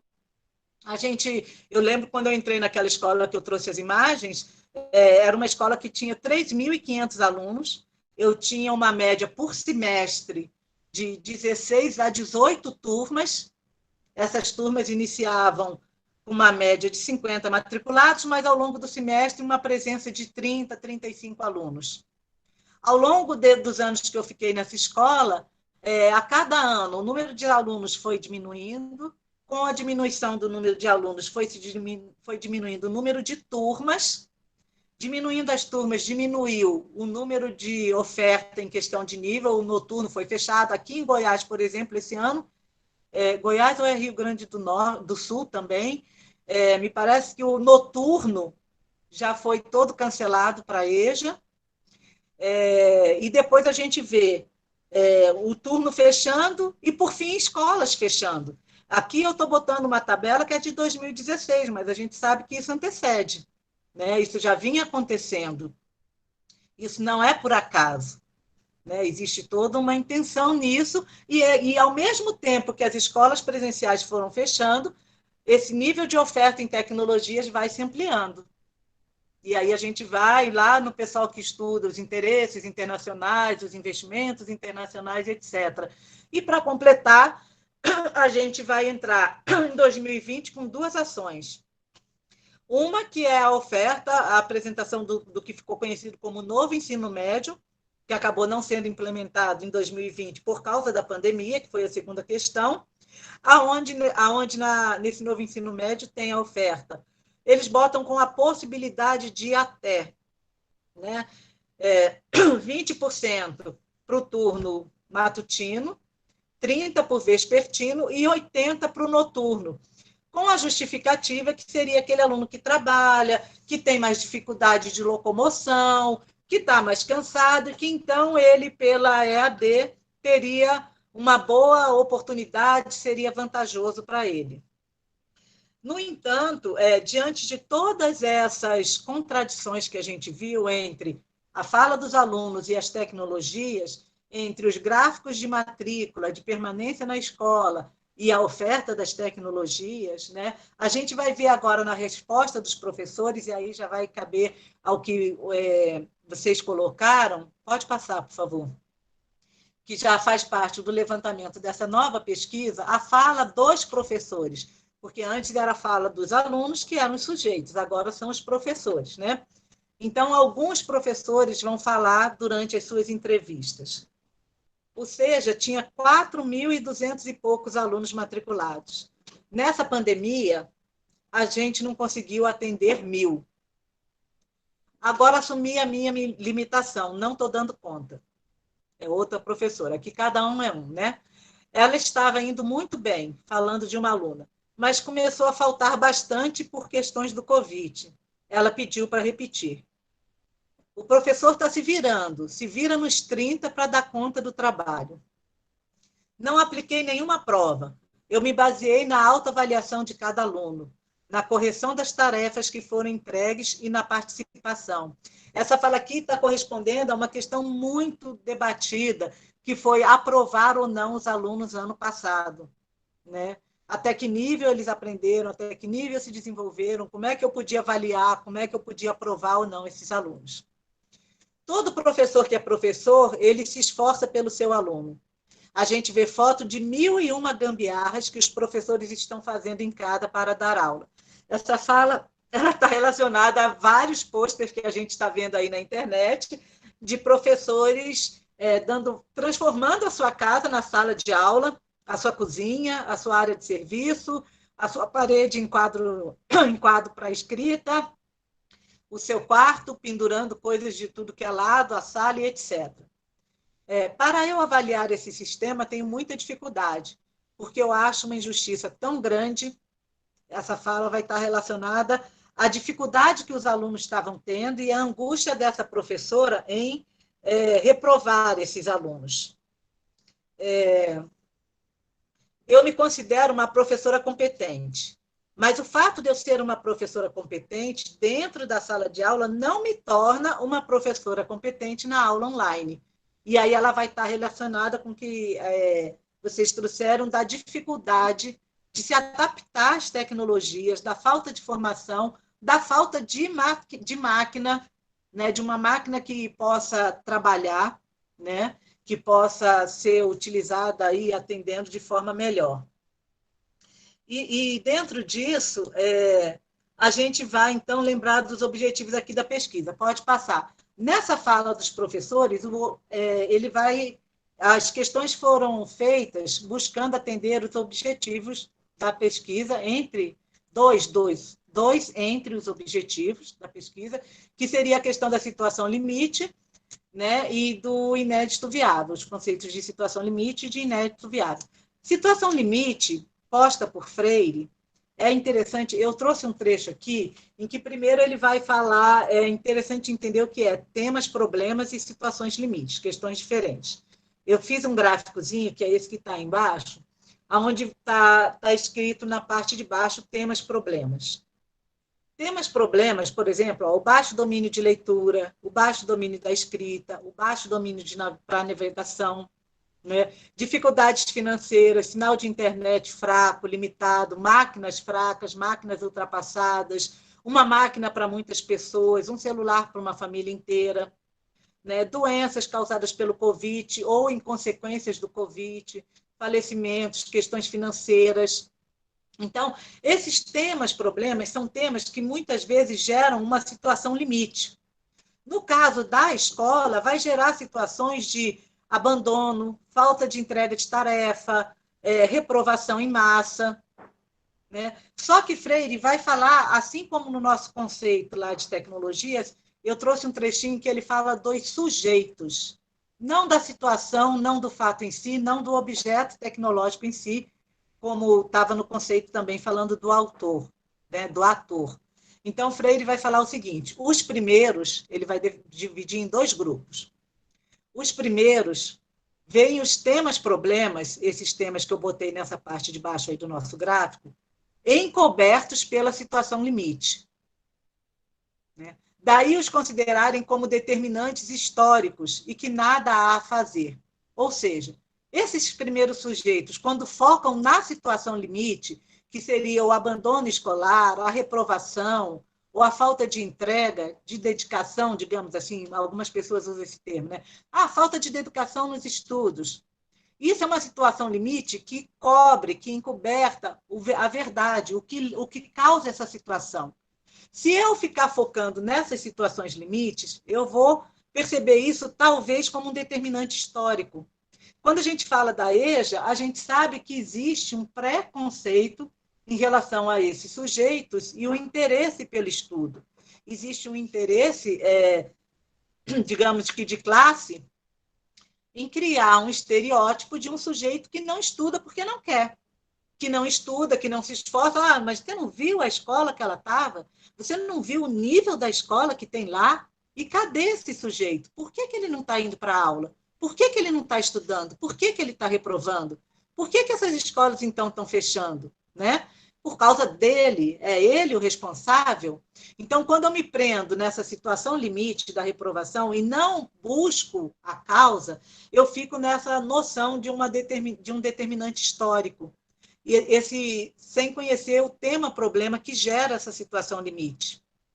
Mas, se eu faço parte do segundo grupo, ele vai falar o seguinte: os segundos, quando percebem claramente que os temas desafiadores da sociedade, esses temas, problemas que estão aí no gráfico, não estão encobertos pela situação limite, encobertos no sentido de você conseguir perceber, quando passam a ser um percebido destacado, está aí destacadinho, né? Está apresentado, está posto, se sentem mobilizados a agir e a descobrirem o que seria o inédito viável.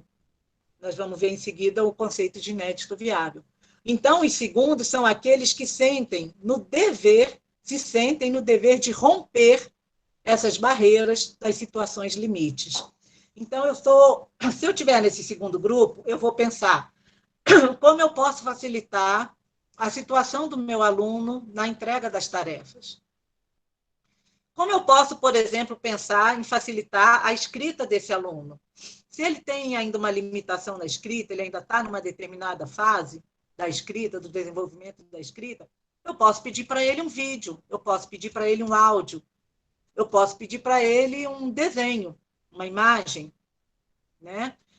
Então, ele não tem uma máquina, eu posso pensar numa forma dele me entregar isso impresso, de alguém enviar por ele, né, de terceiros ajudarem ele, eu vou começar a pensar em problemas que superem essa situação limite, rompendo esses temas problemas. Porque eu rompendo esses temas problemas não vai ocasionar o abandono, não vai ocasionar uma reprovação ou um baixo índice de cumprimento de tarefas ou de aprendizagem. Mas eu trago um outro trechinho aqui que eu acho muito bacana, e que é da Ana Freire, da Anita Freire, né, que vai estar num outro livro, é um livro chamado Pedagogia da Esperança, Reencontro com a Pedagogia do Oprimido. E ela vai falar o seguinte, em relação a essa proposição de Freire. Os homens e as mulheres têm várias atitudes diante das situações limites. Ou as percebem como um obstáculo que não podem transpor, que é o que Freire colocou ali como determinante histórico, mas aí ela acrescenta, ou como algo que não querem transpor, e aí a gente pode pensar nos nossos políticos, né? Ou ainda como algo que sabem que existe e que precisa ser rompido. E aí, de novo, ela está dialogando com Freire em relação ao segundo grupo, que rompe a barreira da situação limite. Então, eu acho interessante essa proposição dela, porque ela amplia esse grupo de sujeitos que Freire trouxe, em Pedagogia do Oprimido. E ela, nessa pedagogia da esperança, que é um reencontro, né, com a pedagogia do oprimido, nesse outro livro, ela acrescenta essa possibilidade desse sujeito que não quer romper com essa situação. E aí a gente vai de novo lá no nosso conceito de tecnologia, lembrando que existe um ator, que é esse sujeito, que tem o poder sobre essa produção tecnológica, e que ele vai determinar como distribui essa produção dele, de acordo com o contexto social, de acordo com o contexto financeiro, socioeconômico, de acordo com o interesse, de acordo com com as combinações, os interesses dos grupos ali presentes, envoltos, né, envolvidos, participativos dessas ações. E aí, quando isso é superado, pode passar, por favor. Quando isso é superado, a gente vai chegar, quando a situação limite é superada, a gente chega no inédito viável. E aí, para trazer uma outra visão, um outro autor, eu trago a Ana Lúcia Freitas, né, onde ela vai falar que o inédito viável é, portanto, um sonho possível. É possível se romper a situação limite. É possível se romper e alterar esse contexto. É possível fazer mudanças, né? Desde que eu atue lá no tema problema, eu vou conseguir romper de forma coletiva, ela vai definir isso como uma questão coletiva, essa situação limite. E isso seria o inédito viável. O inédito, aquela novidade, aquela coisa que não foi dita antes e que vai passar a ser, então, viável, que era inviável e passa a ser viável. E aí ela vai definir que que o inédito viável não ocorre ao acaso, nem se constrói individualmente. Ele não ocorre ao acaso porque ele necessita de atenção, necessita de observação, necessita que você se volte, que você vá além daquela situação limite, que a princípio é a sua barreira. Você tem que dar um passo atrás, ir mais profundo, perceber o tema problema. E no que você rompe ele, e geralmente de acordo com ela, tem que ser uma construção coletiva, porque é algo maior. Quando eu penso na dificuldade de sinal de internet, eu sozinha, com meu aluno sozinho, faço uma mudança, mas não tão significativa que atinja uma turma inteira. Eu preciso de mais que isso. Então, ela vai falar que é uma situação que emerge justamente da reflexão crítica acerca das condições sociais de opressão, cuja percepção não se faz determinista. Eu tenho que perder essa noção do histórico determinista. Ah, é assim e assim é. Ah, sempre foi assim e assim sempre será. Eu tenho que mudar isso, eu tenho que acreditar na possibilidade de mudança. Mas compreende a realidade como mutável a partir da participação dos sujeitos que a constituem. Quem constitui essa realidade? A partir desses sujeitos, ela pode ser mudada. Esses sujeitos que constituem são igualmente constituídos por essa realidade. Pode passar. E aí, por favor, passa aí, por favor. Na pesquisa, diante desses conceitos e diante das entrevistas, das questões que foram direcionadas a isso, a gente vai identificar as três situações, as duas apontadas por Freire e a que a Anita Freire complementa. Né? Então, a gente vai ter lá identificado situações limites naturalizadas, né, que são aquelas entendidas como um determinismo histórico. Não tem o que fazer, não vai mudar. Então, alguns professores vão falar, eu vou me adaptando, eu vou me moldando a cada realidade. Ou seja, não tem muito como mudar. Eu não tenho o que fazer. Eu vou me moldando para permanecer, né, e manter, e acabo mantendo também essa realidade, mesmo que eu não queira, que eu não concorde. Um professor que vai falar em questões financeiras, era um professor já que se põe de uma forma muito politizada, ele vai falar, a gente ganha metade do salário de um professor num país de primeiro mundo. E só. Não tem como mudar. Sempre foi assim e sempre será. Mesmo ele sendo um professor politizado, ele não vê a possibilidade de uma organização, de um sindicato, de um abaixo-assinado, de uma paralisação, de uma manifestação e etc. Ele se mantém ali na impossibilidade, no determinismo histórico. Mas também vão ter situações apontadas na pesquisa que são as situações que não indicam interesse de mudança, porque aquilo, de alguma forma, me acomoda, me faz bem, eu já tô ali naquele banho-maria, né? Tá tudo certo, é assim, eu acho que é melhor não mexer, vai dar muito trabalho. Então, eles vão falar, o professor é praticamente uma ilha dentro da sua disciplina. Essa frase é uma frase colocada quando é questionado a esse professor, na entrevista, se ele atua junto a outros professores, se ele faz atividades em conjunto, se ele troca materiais, se ele ajuda na transmissão, na produção de um vídeo. E ele coloca que ele não interfere, ele não gosta que interfiram na deles. E aí ele fala isso, o professor na minha escola é praticamente uma ilha.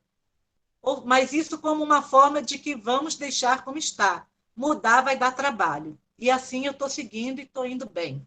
Eu entendo que eu cumpro minhas obrigações e que assim para mim é melhor.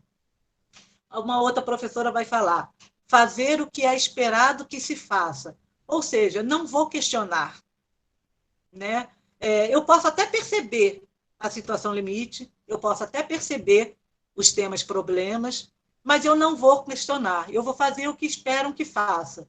Assim eu mantenho minha tranquilidade, eu cumpro com as minhas obrigações e sigo, cada um faz a sua parte. Né? Mas vai haver, e é a grande maioria, foi uma grande maioria nas respostas, né, a identificação de situações limites superadas, né, que é quando você interfere na realidade e muda aquela realidade. Então, com questões também coletivas. A professora vai falar assim, olha, meus alunos não conseguiam receber, ou não conseguiam enviar, ou não conseguiam acessar as tarefas. O que a gente fez? A gente deu um jeito de imprimir essas tarefas e de enviar para eles, ou pelo correio, ou um professor no carro foi e distribuiu, ou a gente levou para a escola e eles foram lá buscar na escola presencialmente. Enfim, ela percebeu que o tema-problema era esse acesso ia gerar reprovação, que era uma situação limite, né? Mas eles superaram em conjunto, de uma forma até simples, né? Tendo alguém na escola que imprimisse, isso a gente viu muito acontecer. Um outro professor vai falar também, o trabalho de digitação de todos os livros da escola, porque também acabaram investimentos em materiais para EJA, né? E eles estão disponíveis no blog da escola. Esse foi um trabalho grande que exigiu uma equipe grande, dedicada, dos professores que selecionaram, separaram, teve quem digitalizou, teve quem formatou, teve quem botou no blog, teve quem criou o blog, teve quem possibilitou o acesso a essas máquinas, teve quem ofereceu a internet. Isso foi uma equipe grande. Isso é o inédito viável. Os alunos não tinham acesso ao material. Pode ser que alguns continuem sem ter nesse nível, porque ainda está na internet, e aí a gente volta na questão do acesso das máquinas e tal. Mas é uma situação de inédito viável alcançada.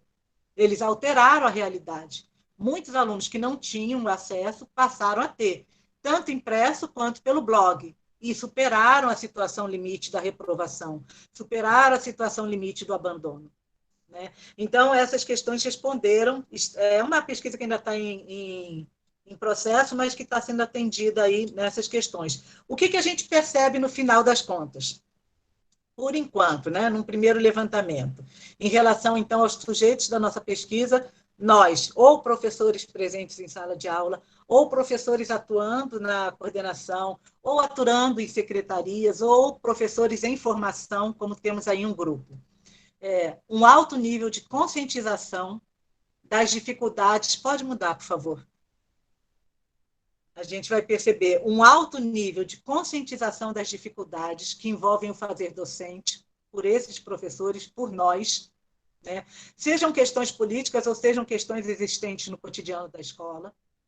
Um alto nível de empenho na busca e na prática de soluções que rompam e superem tais obstáculos, que são essas situações limites, que são os temas, problemas que geram essas situações limites.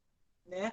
E, por fim, o que a gente percebe é que existe, então, nesse contexto todo, o professor está se reafirmando, né, a reafirmação da natureza do professor como um ser político, porque ele é um ser atuante num sistema político onde diversas questões, né, práticas, legislativas, financeiras, têm que ser pensadas, têm que ser organizadas, reorganizadas. Né? Ele é o centro de um processo de ensino-aprendizagem e a sua condição é o principal, ele é o principal agente transformador dessa realidade. E a gente volta lá no conceito de tecnologia, e a gente vai lembrar que a primeira coisa que ele inicia é o ator. O ator é quem domina as tecnologias. E quando Freire fala ali dos primeiros grupos, os sujeitos, ele também não está falando do objeto, do quadro negro, de um computador. Ele também está falando do ator, ele está falando dos sujeitos que têm uma visão histórica ou que têm uma visão de mudança. E as questões aqui que a pesquisa traz é que esse sujeito também, que também é um sujeito denunciante, que foi o aluno que denunciou a condição do professor em relação às tecnologias, né? É sempre o sujeito, é sempre o homem que faz a alteração. Não são as tecnologias. Está lá no livro, né, da Sancho e do Fernando Hernandes, né? Na pesquisa que eles fazem o levantamento. As tecnologias, na verdade, elas favorecem. Nós estamos aqui através das tecnologias. Mas a ação do sujeito é que importa, a formação desse sujeito que importa. A posição política de atuar, de alterar, de modificar essa realidade de submissão ou de falta de acesso, ou qualquer que seja, que o sujeito tem o poder de fazer e tem que atuar. É essa atuação que modifica. E aí eu vou fechar para a gente poder ouvir quem quiser fazer algum comentário sobre tudo que foi posto, talvez trazendo aí alguma situação limite que superou, alguma observação que teve de um tema-problema que ele trabalhou, né, que vocês trabalharam, que pode passar, por favor, o último slide, que é uma fala do Vieira Pinto, que vai ser parceirão lá do nosso querido Freire, e ele, num livro chamado Tecnologias e... esqueci, não sei o que, Tecnologias. Eu vou botar lá para vocês também, desculpe, esqueci o nome. Ele vai falar que ouve-se comumente dizer que certas grandiosas descobertas científicas ou a invenção de máquinas surpreendentes, né, como no caso aqui a nossa internet, o computador, revolucionaram a vida humana. Porém, quem efetivamente revoluciona a existência do homem é o próprio homem. Não são as máquinas. É o homem, é o professor, é o sujeito, é o educando, é o professor, é o que Freire nos trouxe lá. Né? São essas ações. A escola, em primeiro lugar, é o professor e os educandos, em mesmo nível, né? Não estou botando de forma superior um ao outro. não é a máquina. Esse nosso sistema aqui, atual, esse uso das tecnologias, ele é fundamental. A gente vai se comunicar, é por eles agora, como foi posto. Ele veio e vai ficar, ele tem muitos benefícios, mas o que determina e revoluciona a existência humana é o próprio homem, é o uso que a gente faz, é esse ator criador, esse ator que inventa, que cria, que planeja, que desenvolve, seja qual for o nível de tecnologia e como ela é usada. É essa a intenção, é a superação dos temas problemas, a superação das situações limites que vai alterar, que vai revolucionar a existência do homem. É essa a ideia que eu queria trazer. O slide seguinte, por favor, é só nossas referências. Eu vou postar ela na nossa sala de aula, tá? Meus contatos, no outro slide, vocês têm. É o meu e-mail, o meu celular, mas vocês que são alunos têm. Quem não está no curso pode pedir ou pode anotar e entrar em contato se quiser. E aí agora eu abro aqui o nosso espaço. Eu gostaria muito de ouvir de vocês algum comentário, alguma situação relacionada ao que foi posto de... Agora sim, né, professor e professora, nesse nosso contexto pandêmico, em relação à superação de situações limites, percepção e soluções de temas problemas, ou uso aí das tecnologias em relação a essa existência humana, né? Pensando nessa possibilidade de aprendizado, de alfabetização. É um grupo que está mais fragilizado, a nossa EJA, a gente sabe também que tem muitas ações positivas, muitos cursos sendo dados, muitas pessoas se organizando, nós estamos aqui numa dessas ações, mas muito ainda precisa ser feito, né?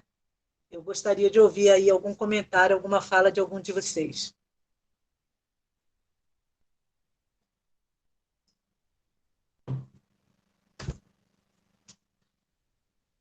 Vamos lá? Ou eu vou fazer a chamada aqui, perguntar pela chamada. Vocês estão com saudade da chamada? Professora Elga, mais uma vez, obrigado pelo espaço.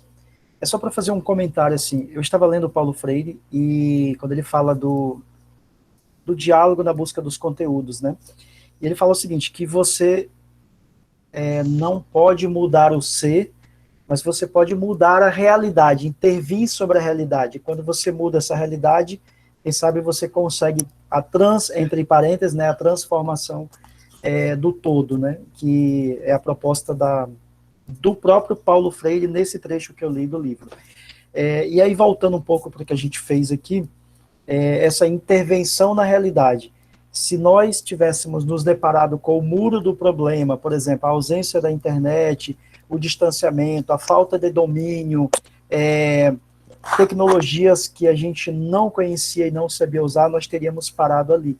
Mas aí nós promovemos entre nós, ou seja, protagonismo da própria escola, usando os talentos da própria escola, e aí nós fizemos uma parceria com o regente da sala do laboratório de informática, e a partir dele nós fizemos os cursos com toda a escola e todo o quadro de professores e colaboradores.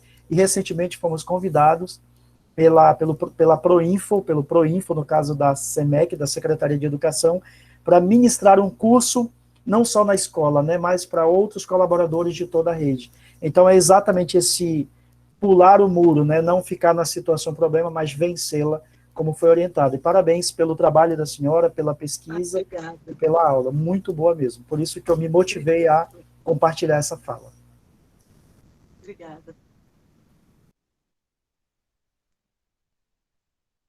Vamos lá.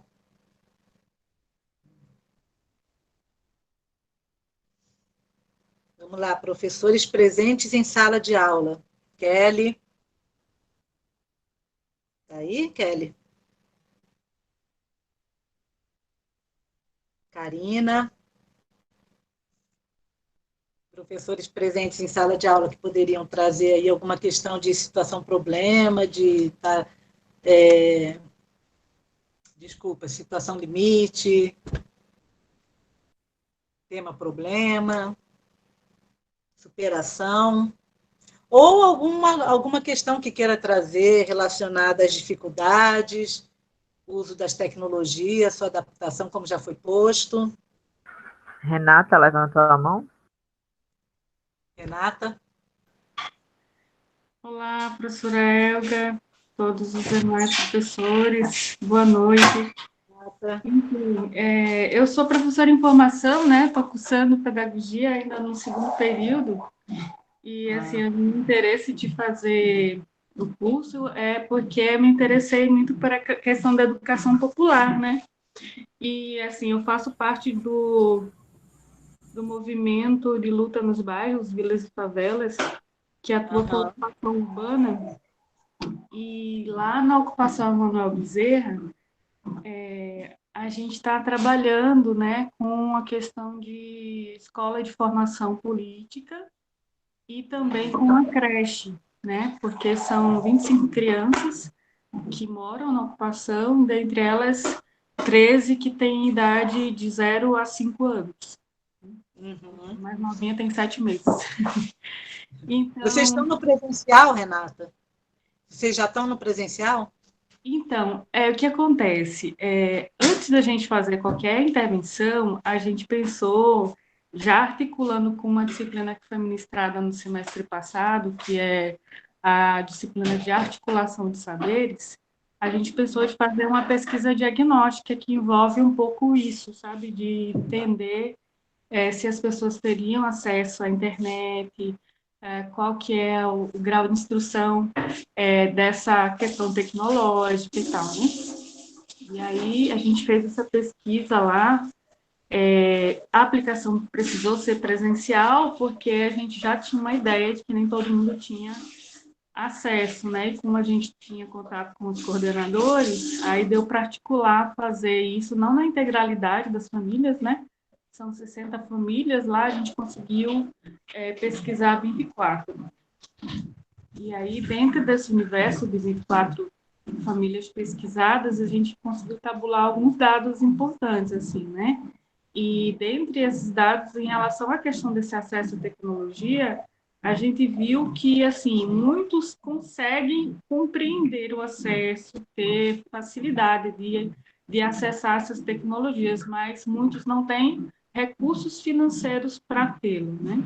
Então, por exemplo, alguns precisaram vender o celular para poder custear despesas de manutenção, né? Outros, assim, um universo grande de mulheres que são chefes de família, né? Então, dentre dessas mulheres que são chefes de família, que têm filhos, boa parte não conseguiu ter acesso, por exemplo, às aulas online, né? Que estavam sendo fornecidas para os alunos do ensino básico, né? E aí também a gente conseguiu perceber um pouco essa dificuldade que manter o acesso à internet, né? E isso só veio melhorar um pouco depois que houve uma articulação da coordenação com a empresa que fazia acesso à internet no bairro e fizeram uma espécie de assim, internet local, né?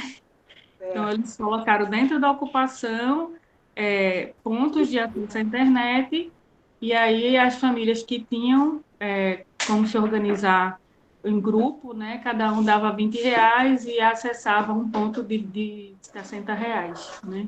E dividiam entre eles a senha do acesso. Mas,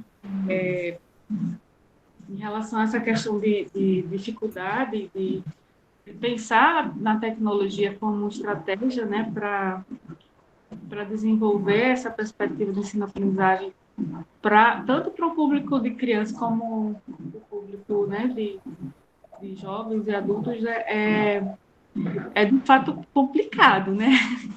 Porque envolve um pouco essa questão não só do acesso à tecnologia, como do analfabetismo mesmo tecnológico, né? Que é exatamente, a gente percebeu, por exemplo, que uma das perguntas que a gente fez no relatório lá, no questionário, era como que eles fizeram, se tiveram acesso aos auxílios emergenciais e como fizeram para ter acesso a eles, né?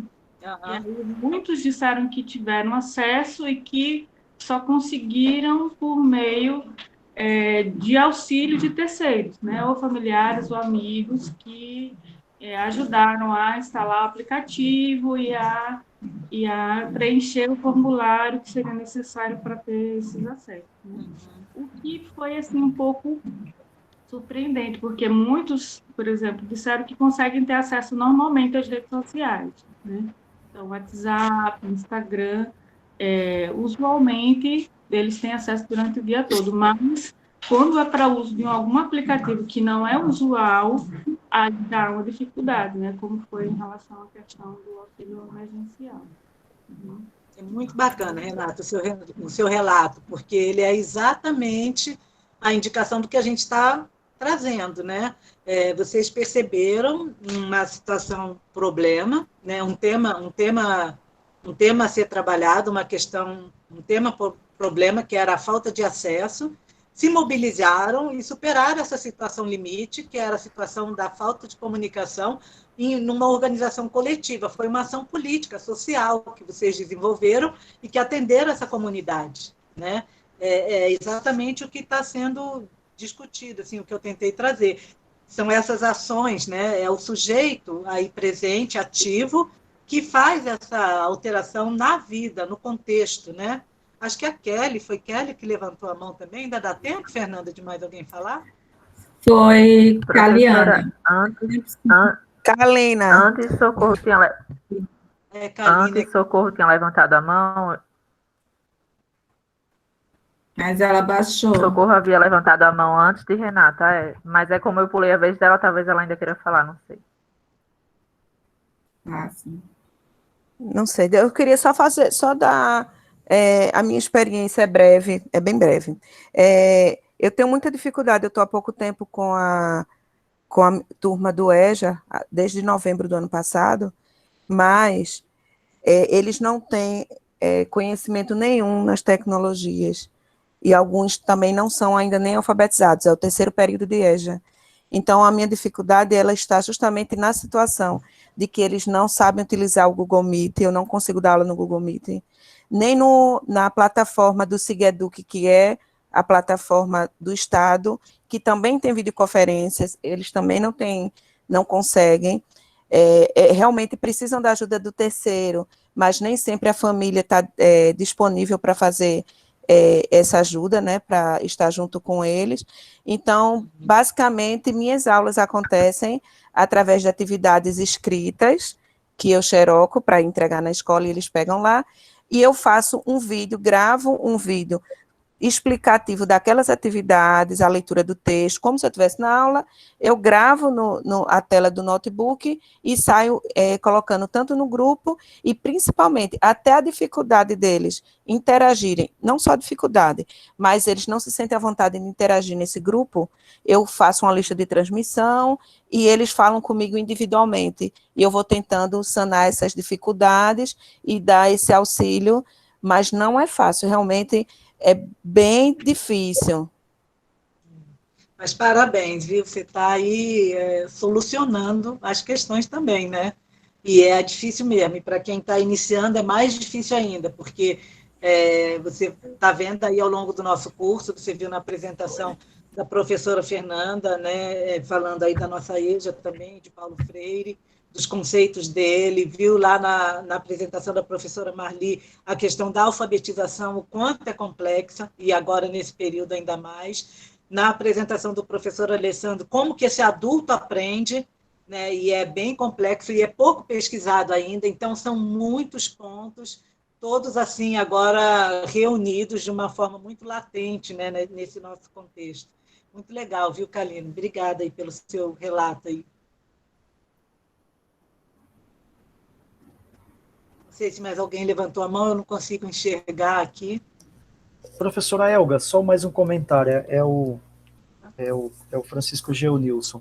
Deixa eu te falar uma coisa, eu tenho percebido que quando se trata da aula online, por exemplo, como nós estamos nos vendo agora, o educando da EJA, ele é mais tímido, né? Não participa não interage bem. Entretanto, se a atividade ela é assíncrona, por exemplo, um formulário, um Google Forms, que tem um vídeo, que tem um áudio no próprio Google Forms, desde o vídeo pode ser seu ou não, o áudio pode ser seu ou não, e uma atividade bem elaborada, essa atividade ela tem um nível de resposta bom e bem aceitável, quer dizer, tem uma participação. A atividade assíncrona tem uma participação e uma interação maior do que as atividades síncronas. É só mais um comentário. Uhum. É uma questão que tem que ser mais bem detalhada, né?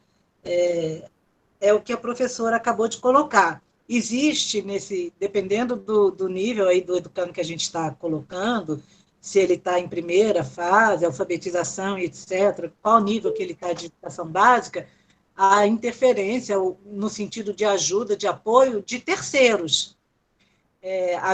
O grande mistério dessas atividades online é exatamente a certeza, a garantia, né? Todo mundo aqui todo mundo eu não vou dizer, né? Os mais, tem um grupo que ainda não, mas quem teve em sala de aula presencial sabe o que é perceber no olho de um aluno a aprendizagem. A gente não tem isso nesse modelo padrão aí que você colocou de atividades de formulários. A gente vê em formulários quem está recebendo, que pede alguma atividade que não seja de marcar, que seja de escrita, a gente vê muito plágio, né? E aí a gente tem que questionar, você tem que realmente pensar até que ponto, o que eu estou avaliando? A entrega, em que nível de entrega, a qualidade dessa entrega, a qualidade da aprendizagem, em que nível isso foi feito individualmente.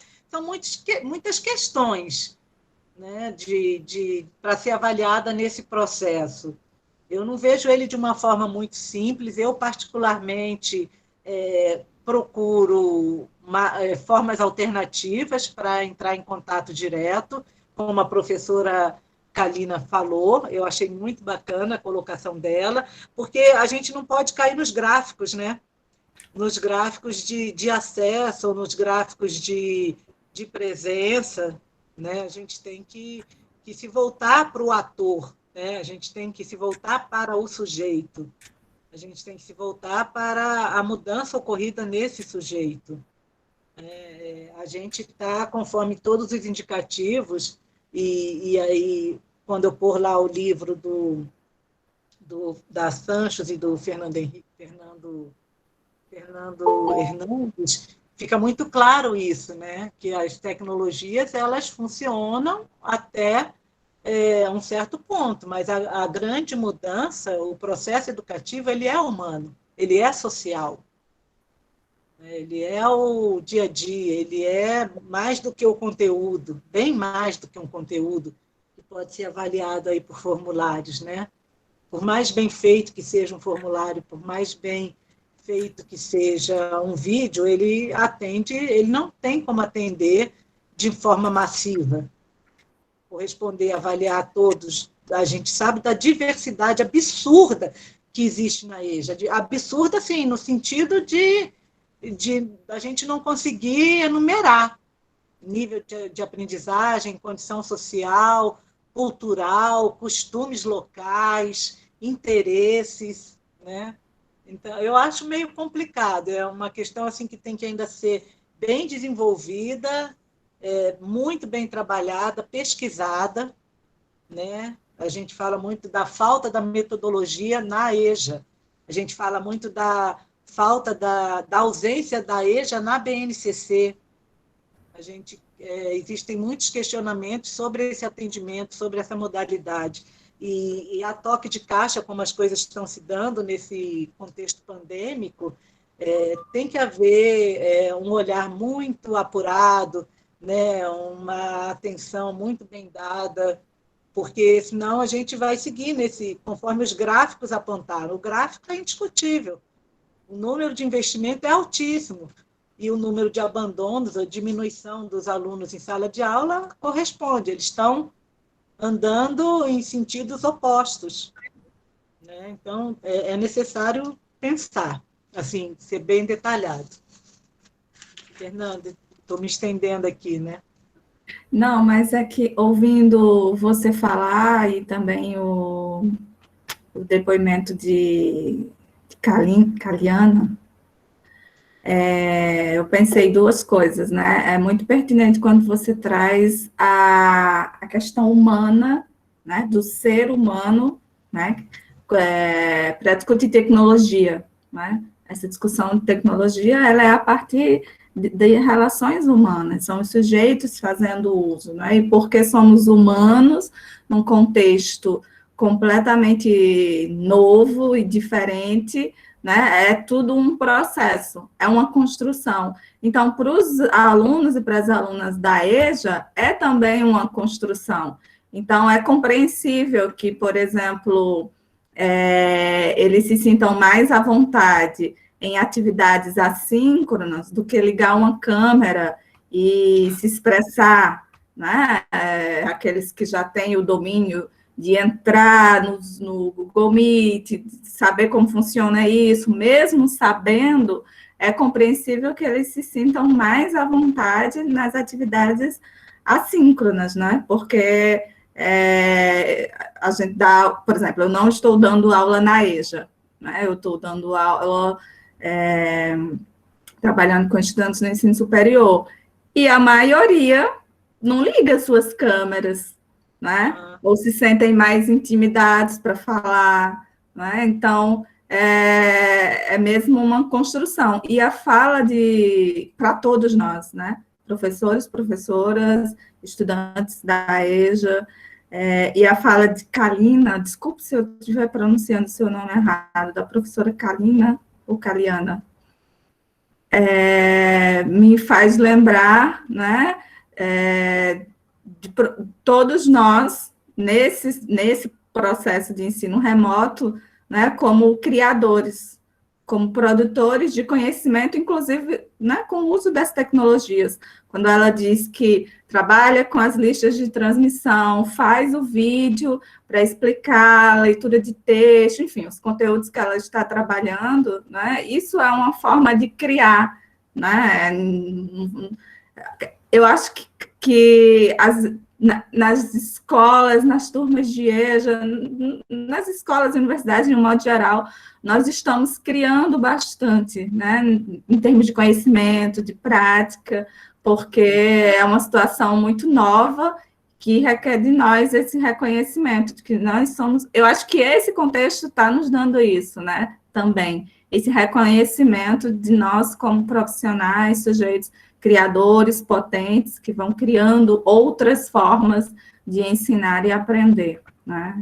A fala de vocês me trouxe essas reflexões. Tem alguém mais com a mão levantada? Moreira Firmino. Alessandro. Ah, não, fui eu. Pode ser eu agora, né? Sim. Eu, na verdade, eu pedi para falar, para deixar aqui meu abraço à professora Eva. Obrigada. E eu gostei demais da apresentação, da explanação que ela fez. Mas também, assim, depois assim, de tudo que a gente escutou, as pessoas falando, a gente sabe que são muitas as demandas, né? São muitas as dificuldades. Mas nós não podemos esquecer que a educação é um direito, né? E é um direito que, se for garantido, ele garante outros direitos, né? Então, ele é um direito excepcional, assim, da forma de dizer. E aí, a gente não pode perder a esperança, né? E aí, a esperança, no verbo esperançar, como dizia Paulo Freire, a gente precisa acreditar e mobilizar os nossos alunos, porque essas dificuldades vão aumentar. Dentro desse sistema capitalista, nós não vamos encontrar resposta para essas indignações que nós sentimos. É impossível. O sistema é feito para isso, para manter as pessoas de forma exclusa do processo. E a gente tem que pensar nisso, que a luta é maior, não é só transformar a escola aqui ou ali, uma metodologia ou outra. Nós temos que pensar grande, pensar na possibilidade de uma luta que possa transformar esse modelo de sociedade que nós vivemos. Porque dentro desse sistema não tem como. A gente vai se matar e não vai encontrar saída para esse problema que nós temos. E aí temos que ganhar os nossos alunos para essa luta. Essa luta também, eles precisam estar conscientes disso. E como é que nós vamos fazer?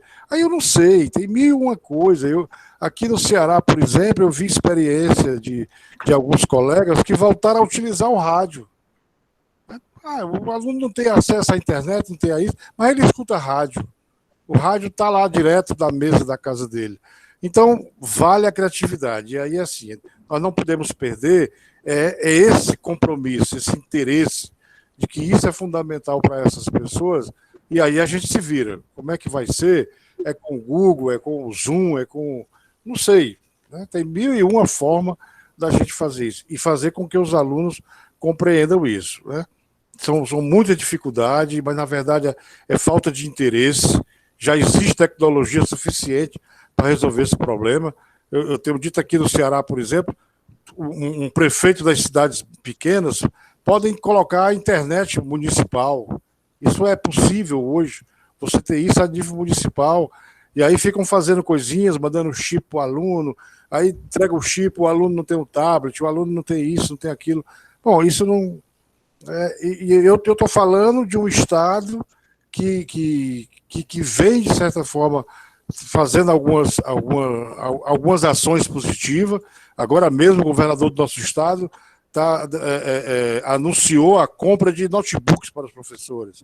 Então, é uma coisa positiva. Mas a gente sabe que, mesmo assim, essa coisa tende a ser cada vez mais difícil.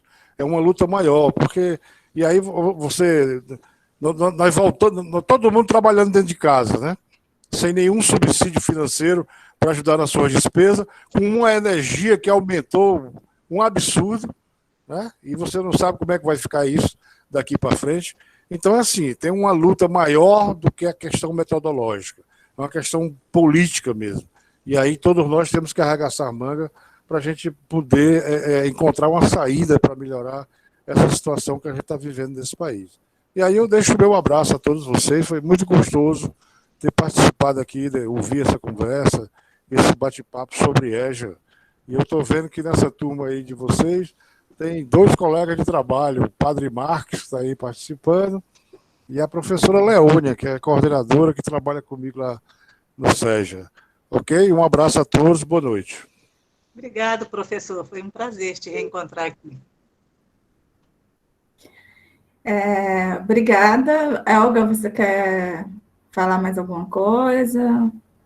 Não, só já está no nosso horário, né? Só agradecer a presença de todos, aí a participação, dar os parabéns aí pelas manifestações, assim, que a gente vê muito positiva, né, na busca dessas soluções, reiterar aí a fala do professor Moreira, assino embaixo, assim, concordo, a luta é maior, a gente tem que estar atento e pensando de uma forma mais ampla, né, em nível social mesmo, em nível de sociedade. E em relação aqui aos textos e ao material, eu vou postar, eu não postei ainda porque eu percebi na movimentação da sala de aula, da nossa sala de aula, que ainda tem muitos alunos participando das outras atividades, então, para não sobrecarregar, para não ficar muita coisa posta e já ir acumulando, eu ainda não coloquei. Vou postar também uma atividade, a gente sabe que existe uma atividade que é avaliativa desse nosso curso, mas isso vai ser ainda para outra semana, não precisem de pressa agora, tá? E qualquer questão, estou sempre aí à disposição. Obrigada, Fernanda, obrigada a todos. E, Bernão, você quer falar? Você levantou a mão. Sim, coisa rápida. Me sinto contemplado pelo colega que falou há pouco, né, do Ceará, mas eu queria só dizer, professora Elga, que coisa linda, veja como a educação pode mudar a vida das pessoas, né? A senhora, em um dado momento, precisou de um serviço, né, precisou que alguém fizesse algo e a pessoa ela não tinha essa condição, e a partir daí desatinou de fazer faculdade, e a partir daí surgiu a pesquisa, e nossa, quanta coisa boa a senhora trouxe hoje, viu? Muito feliz com isso. Um abraço. Obrigada. Oi, Geilza, você está participando hoje como aula aberta, não é isso? Ou você está inscrita no curso? Desconfio, pelo tom da sua voz, eu não consegui vê-la, né, pela câmera, que você seja Geilza, que eu conheço. Você pode continuar participando das aulas que são abertas, né? A diferença é que os cursistas têm o direito ao certificado, mas você pode continuar participando de todas as aulas abertas que teremos ainda aí no decorrer do curso, e a divulgação segue pelas redes sociais, principalmente nas redes sociais do projeto EJA em Movimento, né? Instagram, pelos grupos de Zap, e muito contente, muito feliz de tê-la aqui, né? Espero que a gente possa, em outro momento, fora daqui, conversar melhor. Agradecer à professora Elga, né, pela sua exposição, pela sua explicação, pelas suas falas muito bem fundamentadas, parabéns pelo trabalho, né, e agradecer a todos e todas que participaram nessa noite conosco, e vamos encerrar, né, vou encerrar agora a gravação, e boa noite a todos e todas. Obrigada. Tchau, obrigada a todos.